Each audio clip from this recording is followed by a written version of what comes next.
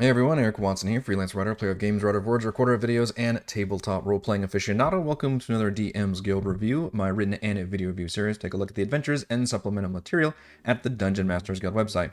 With this video, I'll be reviewing the sourcebook adventure and player supplement, Dragonlance Companion, designed by the Splinterverse team for Dungeons & Dragons 5th edition. Review copy has been provided for the purposes of this review. If you enjoy this content, consider using my affiliate links for your online shopping and supporting me via patreon.com/Rogue Watson. Most of you should know by now that I am a big Dragonlance fan, maybe a lapsed fan, I guess, like non-practicing, just because there hasn't been really much Dragonlance content in the last decade or so. But as of the last year, we finally got some great Dragonlance stuff with the 5th edition Shadow of the Dragon Queen, which I reviewed very favorably. And since then, I've been very keen on seeing if we can get some good third-party content, kind of, reignite interest in the Dragonlance setting, which admittedly is, the grand scheme of things, maybe not all that different from the Forgotten Realms. I think the biggest, what sets Krynn apart is probably the rich history that it has and the theme of warfare, especially.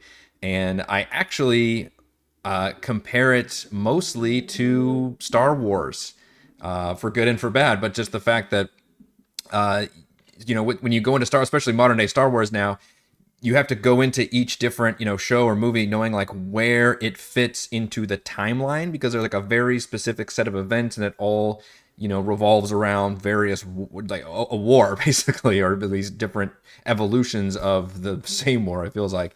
And I think Dragonlance is very similar, and it has different eras, timelines, almost has the original trilogy and the sequel trilogy and all this. And so part of it is that just interesting timeline, and it's got its very rich history. But beyond that, it's very similar to the Forgotten Realms so in other words, this could be very similar to the Sword Coast Adventurers Guide in a lot of ways. I have reviewed a lot of Splinterverse's previous products that were tackling subjects that had a narrower focus. For example, there was a Feywild Companion, which I hopefully was just called Feywild Companion. I don't actually remember the name of that one. And it, obviously just included stuff with the Feywild as a theme. I believe they've covered Van Richten's, for example, to do Ravenloft stuff. And those are all very specific areas that have very specific themes of, the fairy tale, the Fey, Grimm's fairy tales, or dark stories and bargains and everything, or Van Richten, it's all just gothic horror and demiplanes and people reliving traumas and all these manifestations. Whereas here, it's an adventure setting. It's very similar, and it is admittedly very similar to the Forgotten Realms in terms of where the technology is at, and a lot of the races and monsters are very, very similar. Elves and dwarves and gnomes. Dragonlance has Kender and has more common minotaurs, I guess, as a more seen player race, but otherwise there's not a lot. So one of my big complaints, I guess, even going into this, even though I'm a big, and I promise I'm going to get to the book, even though I'm a big Dragonlance fan, is okay, you're going to make this companion book themed around Dragonlance. What is that theme? Besides, it's just another adventuring place. I feel like you're lacking the theme right off the bat. And that's not necessarily Splinterverse's fault with that. It's the fact that it's just kind of I hate to say the generics again. I love Dragonlance. Well, what they've done is they've really looked at the history and treated that as something to be explored through maybe time travel, and just dealing a lot of the new subclasses and stuff have to do with the history of Krynn, and just unlocking and using that knowledge, which I think is not a bad move to go about it. There is a ton of content in this companion book, which Splinterverse pumps out these absolutely crazy jam-packed products full of both player content and DM content. This one has magic items, subclasses, races, spells, lore breakdowns, and 2 basically full-fledged adventures that are both over 30 pages long, which, by the way, is about the length of maybe Lost Mine of Phandelver. Maybe not quite as long as that, but pretty close, which is nuts. The adventures alone would give me a huge thumbs up, because I thought they're both really cool looking adventures. So I can't do a breakdown of every individual thing, because this video will go on forever, and I've already been rambling about how to do a Dragonlance Companion book. But there is a ton of content in here, and I will try to zip through some stuff, beginning with the new races. Draconian is an obvious one, although also makes it very tricky for a player to play as a Draconian, because a big thing about Dragonlance, at least in the early days, was that the evil forces were able to create this entirely new race of like magically engineered dragon humanoids that they used as their stormtroopers, their shock troopers.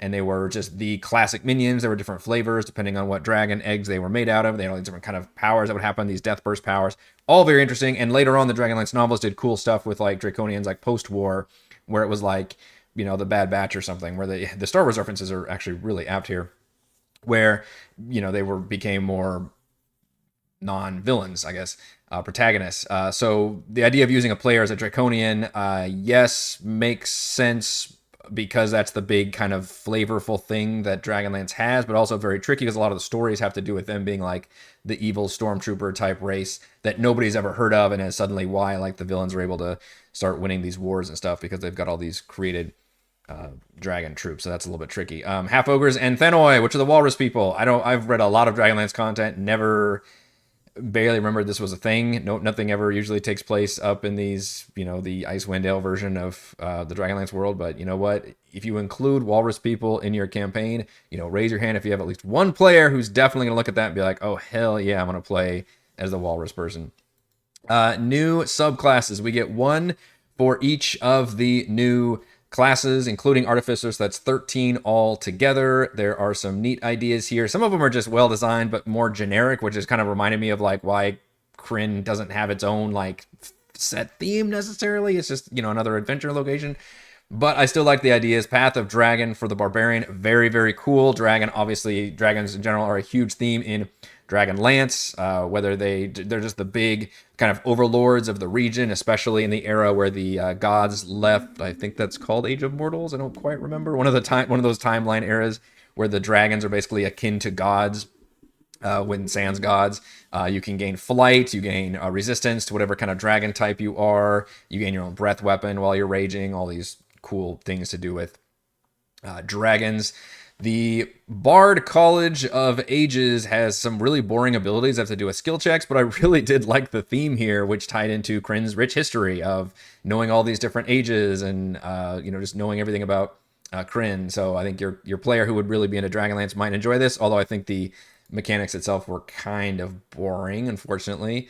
The Druid Circle of Elements. Again, I don't think it's anything to do with Krynn necessarily, but interesting that they made kind of a martial-focused druid, like a Hexblade druid, which I didn't think we needed, but I hadn't seen that before, so okay, like they get extra attack. I mean, they've already got like Shillelagh built in, but this just makes it so they can channel more damage into their melee weapon. There's a monk who gets straight up like cleric spells, in case you wanted to be even more of a hybrid caster there. There's a ranger with a neat idea where you can like talk to dead bodies, the grave speaker, although you don't get it until 7th level, which seems like kind of a misstep. So a neat idea, but I wish they would have front loaded that a little bit. The Tinkerer subclass for rogue, not for artificer, which the artificer one I kind of skipped over, was kind of an interesting Dr. Frankenstein kind of a deal, where you could sculpt your own people and homunculuses and whatnot. The Tinkerer, however, is the rogue subclass. Really cool idea where you become better with improvised weapons, as well as using just a lot of like gadgets and shit that you're throwing out of your like belt pouches. So I thought that was a really interesting and a neat idea for the rogue, especially. And it has to do with, of course, like gnomes being inventors and stuff. Well, you don't have to be a gnome. You just have to be a rogue. So I guess it's just kind of using that aspect of Dragonlance lore, but I thought that was just a really neat mechanic and theme. The Dreamwalker, who specifically has like enhanced sleep spells and has abilities that go around the rests, and you can either give people buffs or debuffs depending on if they're allies or enemies. The Warlock has to do with the Krynn aspect of everything is either good, neutral, or evil, very much keeping with like traditional D&D alignment. And the gods are all very good, neutral, evil. The moons in the sky are good, neutral, and evil. And people, when you attend the High Sorcery of Magic, you wear robes, which are literally white, red, or black. Shout out to Final Fantasy, white mage, red mage, and black mage. And the Warlock kind of plays with that, where you become, a herald of whatever deity, and depending on which one of those moons or god types that you associate with, those are the kind of abilities you get. So you kind of have different specializations within that one subclass. And of course, the Wizard is a member of High Sorcery. I thought this was included in the Dragonlance book, but maybe not. I I forget if I went back and checked that out or not, but if not, then yeah, obviously that's a good one to include where you get different abilities again depending on if you're a white robe, red robe, or black robe wizard. So cool that we get all that. The Knight of Naraka is a new background option. I thought that could have been a subclass, but I guess background is fine. We do get a lot of cool spells in here. 19 new spells by my notes. A lot of lightning-based spells. I don't know why, other than the fact that I guess I would agree that fire and cold are overused in elemental spells. We don't get enough cool lightning magic, and this one has I kind of like 4 or 5 different lightning spells, which was kind of impressive. Shocking Spark, Spark Shield, Storm Wall, Dalamir's Lightning Lance, Electrical Storm. Just all right, cool. Give me all those lightning spells. The other big thing was spells and effects that have to do with time travel. And I mentioned at the very beginning of this review that the designers decided that because Dragonlance is so known for its history and has all these rich like timelines and events and things that happen, that clearly exploring time should be a theme. I don't necessarily agree with that, especially there's this whole, we'll get to it in a second, but there's a whole section where they actually break down like, how do we do time travel during an adventure? Like, well, wait, Dragonlance never had time travel. Like, I don't, any more than Star Wars does, right? There's no time travel in Star Wars, I don't think. But, even though there's a rich history that we all have to kind of know, okay, where does this take place during this various timeline? But that doesn't mean I want my characters to necessarily be able to jump around to those different times. But I guess in this case, it says, hey, in case you want them to, there's a way to do that. And it's supported through certain spells as well as certain magic items. One of them, which reminds me of the thing from one of the Harry Potter books / movies, which also allows them to travel through time factor. Might be this device of time journeying right here. So some cool magic items that have to do with dragons as a theme. The Hoopak, which is a classic Kender weapon, kind of a part spear, part staff, part sling thing happening.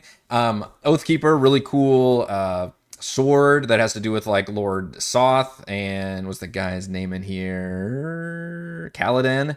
I love the story in here. I was reading all of this word for word.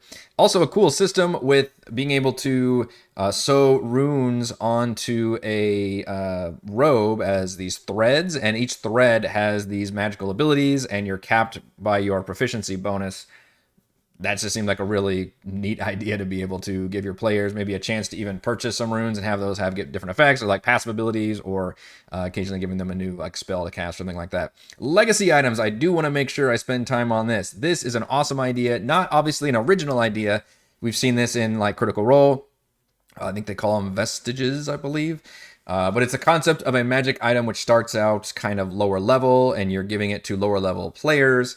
And then, or maybe they even start with it as like their starting item, and then it grows with them as they unlock new powers. And maybe it's a surprise that unlocks new powers, or maybe that's something they're specifically going for. Very cool idea that I really like, and I really enjoy here that it's actually spelled out mechanically and said, okay, here are the different ranks of the items, including rank 0, which is basically for level 1 characters and is equivalent to like those common magic items you see in Xanathar's Guide to Everything. They're really kind of just bullshit items that just like, hey, it makes you feel warm or something, or your cloak billows, like whatever that kind of thing is that has no bearing on balance or anything, is what they start off as, and then you can unlock you level up the item through these events called catalysts, and each of these, there's 6 of them that are mentioned in here, have certain things that require that catalyst to happen, and usually has to do with that item. And then once you do that, it'll unlock to its next rarity level, which I think, so 0 is first level, rank 1 3rd level, rank 2 5th level, and then a 3rd rank, which not all of them have, would be like for 11th level, so up to tier 3. A really cool idea for that. I would have loved to see more of these, but I do love that we get a sample of several of them. I love that the rank 0 magic compass is just the needle always points north. Like, yeah, that's what a fucking compass does. So it's almost like a trick. Your players could maybe start with some trinket or item, which we do get a list of trinkets right here, in fact.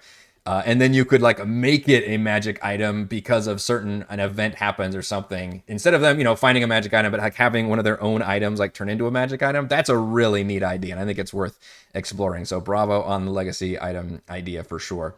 This is the part I was talking about earlier, where there's this whole lore bit about how to handle like time travel and traveling through time and dealing with that. I mean, I'm fine with this inclusion, but I just felt it was odd that you extrapolated a setting that is known for its, again, rich history, I should trademark that phrase. I'm saying it a lot this review, and all these specific timelines and events, and saying, well, okay, so time travel must be a thing, and we're gonna have to deal with time travel. I don't see why, but it's here in case you want to explore these different times, even during the same campaign.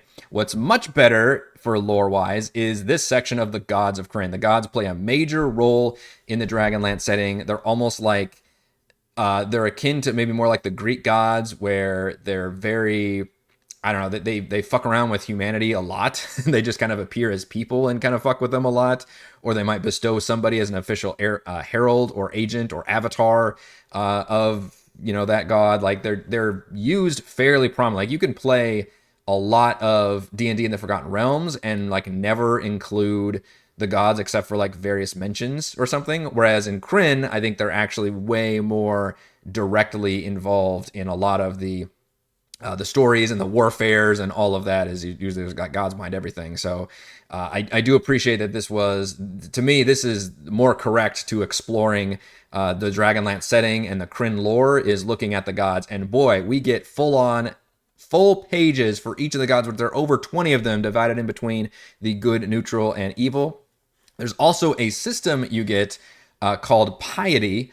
Obviously, that's not a new term, but that in this system, you can gain or lose piety depending on how well you adhere to a certain god's oaths or creed, and then you can become a herald or avatar of that god, which really means you get their unique magic item, which is like a legacy item in that you can unlock better abilities for that specific, very thematic item, as long as you adhere to those tenets for each god. Very cool idea and system that really thematically ties into Dragonlance, caring a lot about the gods and how much those gods affect the day-to-day lives of a lot of people.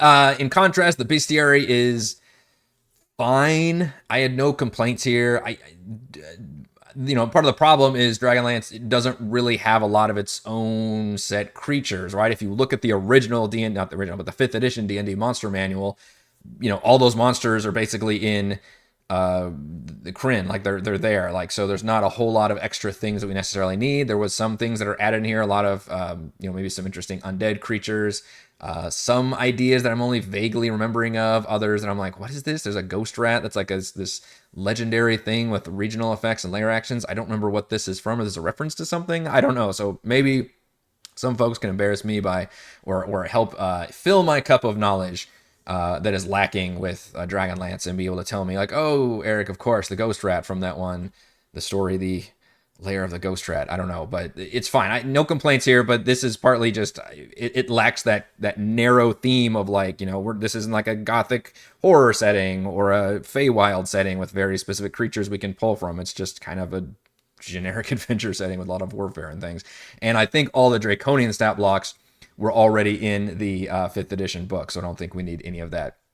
Now what we get are 2 encounters and 2 adventures. The 2 encounters are kind of more than what I would think an encounter would be. In fact, this one is a legit like micro dungeon crawl, which is way more than a single encounter. An encounter to me is like you get, you have a battle on the road while traveling from one location to another, and then that's an encounter, right? Or it doesn't have to be a battle, just an encounter with something. This is like a layer. This is a full dungeon where you're going to rescue these captured priests and priestesses that were captured from this other god faction, Chemosh, and they're having this ritual be done, and it ends up they raise one of those bone creatures. See if I can, this one, the bone amalgamation, which is a neat creature. I have seen this exact art somewhere though, and it is credited as DM's Guild Resources. This is a problem that I have as somebody who reviews a lot of books. I end up seeing a lot of the same stock art in a lot of different books. Don't let that's my hang up, not yours. And this art is meant to be used, so that's perfectly fine. It's just a funny quirk that I recognize a lot of the art these days. But this is very cool, and you get a little dungeon map to it. That's awesome. The second encounter, you are trying to remember this one. I think you have to deal with a hag followed by a draconian progenitor, which is just a boss version of a regular draconian, somebody who can actually spawn different creatures. I think you're still rescuing people in this one like you are the other one. A little less thematic and there's no battle map there, I guess, but you're dealing with draconians, which, hey, that's definitely Dragonlance. But I still think these are both more, like, this one involves multiple encounters also, so they're both bigger than what a normal encounter would be, so thumbs up for that. Then we get to the adventures. These adventures are great. They're honestly good. This is, if you've been kind of meh on the book so far, which if you have, I probably haven't been selling it good enough because I do think it's got some great content in there. These adventures should probably help sell you on the book because I think they are actually legitimately well done adventures. And I was worried because they're at the, they're page 113 in this big companion book. You feel like it might get lost in the shuffle a little bit, right? Like, how much time and attention do we need to give to these adventures when they're part of this already huge book that's full of all these player supplement options and, creatures for the DM to use? Well, it's pretty darn good. Like, one of them is tier 1, the other one is tier 2. This is the tier 1 called Trials of the Tower Initiate, and it is a escort quest, which I know we hate those, and as somebody who plays a lot of video games, I of course also kind of hate escort quests, but it's very heavily thematic with the Dragonlance setting. We actually get it set in the area of Krynn in which a lot of the books are set in, including, I believe, the original trilogy literally like starts in Solus and goes south kind of through Qualinost, and I believe it ends up going southeast through Pax Tharkis and all that. It has been years and years since I read these books, by the way. This one, instead, you're going southwest into the Wayrith Forest and to meet to the Tower of High Sorcery because you are escorting a young wizard who has bloomed into magic, and you have to take them, kind of Dragon Age Origins, by the way, if you've played that game, where they, when somebody has magical aptitude, they need to be taken to, Professor Xavier's school of the mutant talented and gifted, whatever the equivalent is, where it's like, hey, you've got magic, we need to take you here and make sure that you know how to properly wield it. And then you have to take this big test before you can become a full-fledged wizard, and you're actually allowed to don, you can choose your path of either the white robes, red robes, or the black robes. There's a nice little bit of drama and relationship building, though, when it comes to the escort in question, who is named Val.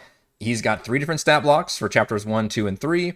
And there are like campfire scenes where you can make skill challenges, and you get these lovely little handouts that the players can use and really talk and develop this character in a way that I have rarely seen for an NPC companion for for the whole party. And it's important because you're supposed to, this character is the whole basis of the adventure, and you're hired to escort them through 200 miles, an 8-day journey through a good chunk of classic Krynn area, which is the other area. I'm pointing on my screen, but you can't see. Up here, to the northeast, is the Solamnia, which is where the 5e adventure more takes place. This is kind of pretty far removed from that. And it's nice because we get all these locales. We get to be in Solus, where we meet with this almost like conspiracy, this group that hunts down these young mages, this kind of anti-mage group, and the players get embroiled in this little murder mystery mini scene in between all these different random encounters they're having. And it's not even that random. They're actually really well done scripted encounters that occur where you've got all these paragraphs of things that happen, and it just helps flesh out the world. So the lacking part in this one is it doesn't have any dungeon crawling or battle maps even to help, I don't know, especially for somebody who plays on a virtual tabletop, to really help flesh that out and allow us to, I gotta sneeze. Oh my goodness, sorry. The weather's been insane lately. Oh my goodness.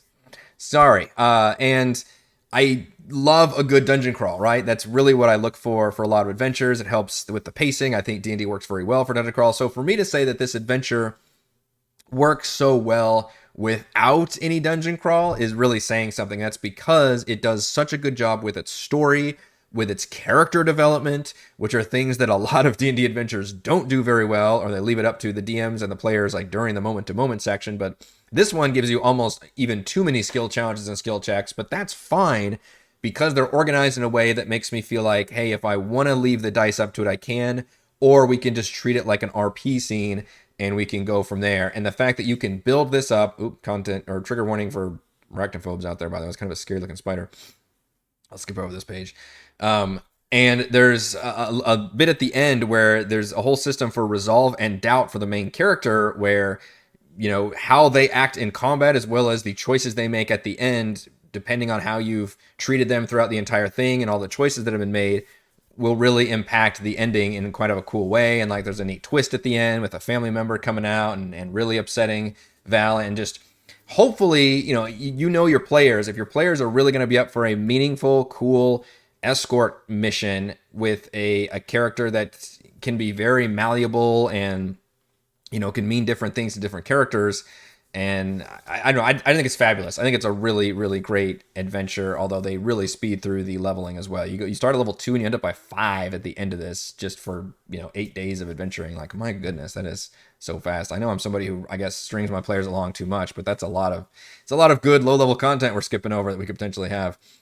Then we go to the second adventure, which is Escape from Sinag Island. This one is completely different, but in a good way. It's not an escort mission through very classic Dragonlance area. Instead, it is takes place during the War of the Lance, and the dragon army has landed on this island off the coast of Solamnia, and you're being sent there to just disrupt it, basically take it over. It feels very much like like an Assassin's Creed or something, where you've got like a stronghold, mission, and we have to go there, and there's objectives in there.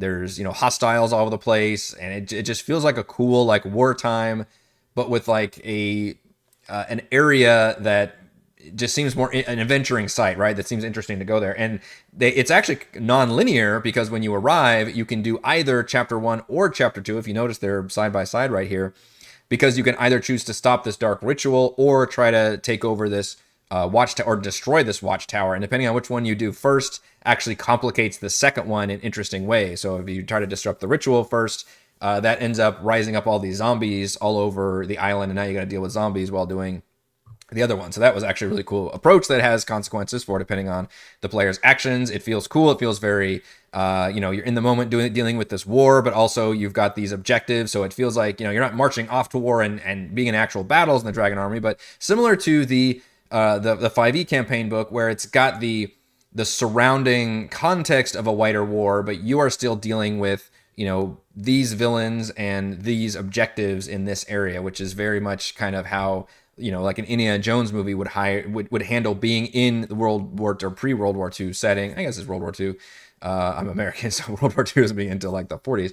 But how to handle that theme while still being an adventure, right? And not being like a war theme necessarily, like a war movie, I guess, at that point. So I think it does a cool job, and it's tier 2. I believe it's levels 5 through 10. So big thumbs up on that. So let's go over, my goodness, this is a lot, my pros and cons for the Dragonlance Companion. Pro: dozens of excellent subclasses, races, magic items, and spells. I'm not going to itemize them all. You can see it on the DM's Guild page. There is a ton of content in here, and while I didn't necessarily love all of it, I liked a lot of it and loved some of it, and there's a ton to enjoy. And a lot of it, frankly, is not like specific to Krynn. You could easily throw any of these, the subclasses, the magic items, the spells, into your Forgotten Realms setting, and it would be perfectly fine. It's just good content that you could enjoy, which is maybe part of the advantage of having that